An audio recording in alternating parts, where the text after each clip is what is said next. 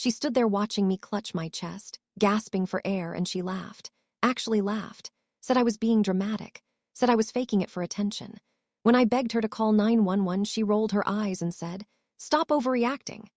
4 hours later, a doctor walked into the waiting room where my entire family had gathered, and the words that came out of his mouth made my sister's face go white. "My name is Claire Davidson." And this is the story of how my sister's cruelty almost cost me my life, and how one emergency room visit changed everything between us forever. Growing up with Amanda was like living in a competition I never signed up for. She was 3 years older, and from the moment I was born, I was her rival. If I got an A, she had to get an A+. If I made the soccer team, she had to be captain. If I had friends over, she had to have more friends, a bigger party, more attention. Our parents tried to be fair, but Amanda had a way of making everything about her. And if she couldn't win, she'd make sure I lost. By the time I was in high school, I'd learned to stay small. Keep my achievements quiet, avoid competition. It was easier than dealing with Amanda's jealousy and sabotage. But there was one thing I couldn't hide. I'd gotten into medical school, full scholarship. My dream since I was 10 years old. Amanda had applied too. She didn't get in. And she never forgave me for it. For 4 years of med school, she made little comments. "Must be nice being the smart one. I guess some people are just naturally better at taking tests. Don't forget about us regular people when you're a fancy doctor." I tried to brush it off, tried to maintain our relationship, but the resentment was always there, simmering under every conversation. I'd just finished my residency. 28 years old, finally done with training, about to start my career as an emergency medicine physician. I was exhausted but excited, ready to finally practice on my own. Amanda was 31, working in marketing, engaged to a guy named Brett, planning a wedding for next summer. She seemed happy, settled. I'd hoped maybe now that we were adults, the competition would finally end. I was wrong. Our parents threw me a graduation dinner. Small thing, just family, to celebrate finishing residency. Amanda showed up late, barely congratulated me, spent the whole evening on her phone. Afterward, Mom pulled me aside. "Go easy on your sister, she's having a hard time." "Hard time with what?" "You know, you've always been the achiever, it's difficult for her sometimes." I stared at my mother. "So I'm supposed to apologize for working hard?" "No, honey, just be sensitive. Not everyone is as driven as you." That conversation stuck with me. The implication that my success was somehow an attack on Amanda, that I should feel guilty for achieving my dreams, but I pushed it aside, focused on starting my new job, tried to be happy despite the undercurrent of family tension. It happened on a Saturday. I was at Amanda's apartment helping her address wedding invitations. She'd asked me to come over, said she wanted to spend sister time. I'd been surprised but hopeful. Maybe we could finally connect. We'd been working for about an hour when I felt it. A weird sensation in my chest. Pressure, tightness, like something was sitting on my sternum. I rubbed my chest absently, trying to focus on the invitation in front of me. "You okay?" Amanda asked. "Yeah, just feel a little off." The pressure got worse, started spreading to my left arm. My jaw started aching. I felt suddenly nauseous, clammy. I stood up, wobbling slightly. "Amanda, something's wrong." She looked annoyed. "What do you mean wrong?" "My chest, it hurts, really hurts." I pressed my hand against my sternum, trying to breathe through the pain. "You're probably just tired, you've been working insane hours." "No, this is different, this is bad." The pressure was crushing now, my vision was getting spotty. "I think I need to go to the hospital." Amanda rolled her eyes. "Claire, come on, you're a doctor, you know chest pain is usually nothing. Anxiety, indigestion, whatever, don't be dramatic." "I'm not being dramatic." My voice came out strained. "Amanda, please, call 911. She actually laughed, a short, bitter sound. "Are you serious right now? You want me to call an ambulance because you have heartburn?" "This isn't heartburn." I was struggling to stay upright now. The pain was radiating down my arm, my breathing was shallow. "Please, something is really wrong." "Oh my God." Amanda threw down her pen. "You're doing this on purpose, aren't you? Can't stand that today was supposed to be about me and my wedding. To make it all about Claire and her medical emergency." I couldn't believe what I was hearing. "What? No, I'm not." "Yes, you are. You always do this, always need to be the center of attention. Well, guess what? I'm not falling for it this time." "Amanda." I could barely speak now. The pain was overwhelming. "Please, I'm begging you, call 911. "Stop overreacting," she was shouting now. "You're fine, you just can't handle not being the focus for 2 seconds. I fumbled for my phone. Tried to dial. My hands were shaking so badly I dropped it. It skittered across the floor. Amanda watched me struggle, didn't move to help, just stood there with her arms crossed, face hard with anger. "You're pathetic," she said. "Faking a heart attack for attention, even for you this is low." I collapsed, just crumpled to the floor, clutching my chest. The pain was unbearable. I couldn't breathe, couldn't speak, couldn't do anything but lie there gasping. Through my fading vision, I saw Amanda's expression change. The anger flickered, doubt crept in. "Claire!" I couldn't respond. Everything was going dark around the edges. "Claire, stop it. This isn't funny." I managed to gasp out 2 words. "Help me." Finally, she moved, grabbed her phone. I heard her voice, panicked now. 911, my sister, she collapsed. I don't know what's wrong. Please hurry." Too late, I thought. You waited too long. Everything went black. I woke up in a hospital bed. Bright lights, beeping machines, an IV in my arm. For a confused moment, I thought I was at work. Then the pain hit and I remembered. A nurse appeared. "Hey, you're awake. How are you feeling?" "What happened?" "You had a heart attack, honey. You're in the cardiac ICU. You're stable now, but it was close." A heart attack. At 28, I couldn't process it. "Your family's in the waiting room. They've been here for hours. Want me to send them in?" I nodded weakly. My parents rushed in first. Mom was crying. Dad looked terrified. Behind them came Amanda, her face pale and drawn. "Baby girl." Mom grabbed my hand. "We were so scared. The doctor said if you'd gotten here any later." She didn't finish. Didn't need to. Dad kissed my forehead. "You're okay. That's all that matters. You're okay." Amanda hung back, wouldn't meet my eyes. Good. I didn't want to look at her either. A doctor came in. Dr. Martinez, head of cardiology. He pulled up a chair next to my bed. "Claire, you had what we call a spontaneous coronary artery dissection. SCAD for short.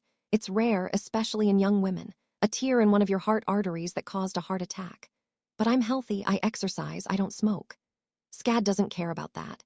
It can happen to anyone, though it's most common in women under 50. The good news is we caught it, got you stabilized. You'll need medication and monitoring, but your prognosis is good. "How close was it?" I asked quietly. Dr. Martinez glanced at my chart. "The 911 call came in at 2:47 p.m. You arrived at the ER at 3:15. We got you into the cath lab by 3:45. If you'd arrived even 30 minutes later." He shook his head. "Let's just say you're very lucky." My mother gasped. 30 minutes. Time is muscle when it comes to heart attacks. Every minute without treatment means more heart damage. Whoever called 911 when they did saved Claire's life. Amanda made a small sound, almost like a whimper, but when I looked at her, she was staring at the floor. "How long was she symptomatic before the call?" Dr. Martinez asked. Silence, heavy, awful silence. "Amanda," Dad's voice was sharp. "Claire was at your apartment. How long before you called?" Amanda's voice came out barely above a whisper. "I don't know, maybe 30 minutes, 40. Dr. Martinez's expression changed. "She was experiencing cardiac symptoms for 40 minutes before anyone called for help." "I didn't know," Amanda's voice cracked. "I thought she was faking. She's always been dramatic about everything. I thought she just wanted attention." "Faking?" Mom stared at her eldest daughter in disbelief. "Your sister was having a heart attack and you thought she was faking." "She does this. She always makes everything about her. I thought." "You thought wrong," Dr. Martinez said, his voice hard.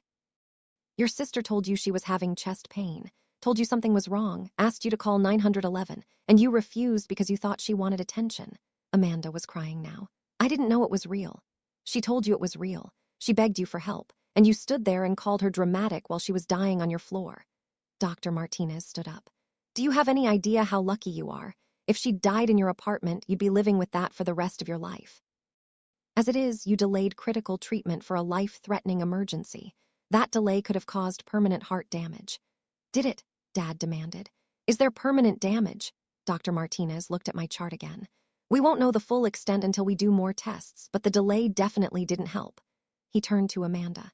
"You should know, when someone tells you they're having chest pain, you call 911. You don't decide if it's real. You don't diagnose them yourself. You call for help. Every minute counts."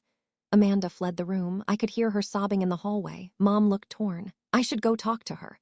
"No," my voice was stronger now. "Let her sit with what she did. Claire, she made a mistake. She didn't make a mistake, she made a choice. She chose to believe I was faking instead of helping me. She chose her resentment over my life." Dad sat down heavily. "What resentment?" "Dad, are you serious? Amanda has resented me since we were kids. Every achievement, every success, she acts like I did it to hurt her. And you all enable it. Tell me to be sensitive, tell me to go easy on her. Well, this is where that leads, to me almost dying while she stands there calling me dramatic." Mom's face crumpled. "We never meant, we didn't realize it was that bad." It's always been that bad, you just didn't want to see it. A nurse poked her head in.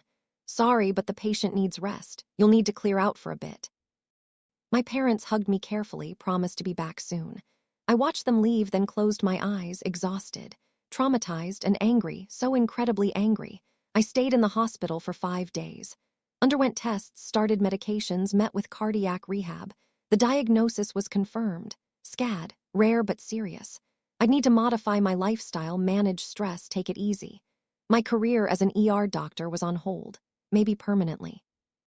The physical demands, the stress, the long hours, too risky now. I'd have to find a different specialty, slower pace, less intensity. Everything I'd worked for changed in an instant, because of a random medical event I couldn't prevent, and made worse because my sister refused to help.